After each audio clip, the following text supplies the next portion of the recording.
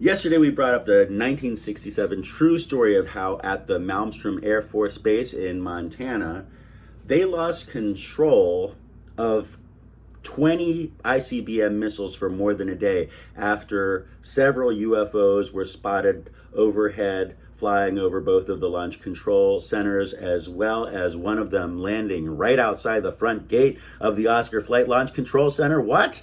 Even though this case is 50 plus years old. And Congressman Michael Gallagher brought it up at the U.S. congressional hearing for UFOs just recently this past week.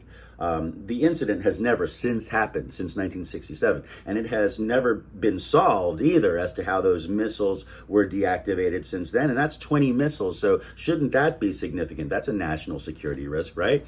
And they have even tried to, with no conclusive understanding as to how that even happened. So Commander Witness at the scene, Robert Salas, who's still alive, just slammed the Pentagon for either being ignorant or flippant towards the questioning of Congressman Gallagher the other day, as he says that he had already left them with all of that information and that they ought to have known about it. So furthermore, it's not the only time that a UFO has ever been able to allegedly scramble the technology of a weapons-based system. So I'm curious as to why it just so easily got glossed over earlier in the week, unless maybe it was an issue that needed to be addressed in the closed hearing. So when it comes to the UAP task force, Ronald Moultrie and Scott Bray, I'm just hoping that they can fulfill their duty with interest and with enthusiasm, and not waste the American tax dollars by producing a nothing burger in the end. So only trying to keep it real, it's what mentalists do.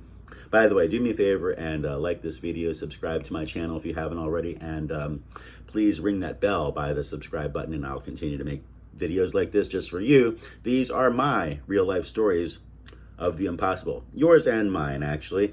And not that I personally have any fear of UFOs disabling, our weapons. I might have more of a fear that maybe they won't. However, today I'm going to continue with the telling of the actual second phenomenon. Yes, there's two phenomena which happened on that same morning, just 20 miles north of the Echo Flight Launch Control facility. By the way, I think I might have said yesterday that Robert Salas was at the Echo Flight location. Well, I just found a document by him that specifies that his experience was at the Oscar Flight Launch Control Center, and that nonetheless at the Echo Flight location they were running into the same kind of problems. It was just a different guy. Basically 15 miles north of Lewistown, Montana, the morning of March 16th, 1967, Captain Eric Carlson and Lieutenant Walt Feigl were below ground at the Launch Control Center while missile maintenance and security crews were camped out over ground. They'd been doing some work the previous day and they stayed overnight. That morning, several of those guys actually saw these multiple UFOs flying overhead, and one even hovered over one of the missile silos. So Feigl got a call from one of the security guards, and before he knew it, suddenly, the klaxon started sounding. 10 of his missiles became inoperable within seconds. And this is actually, in the world of the military, unheard of. Like, you don't just get 20 missiles just completely losing control.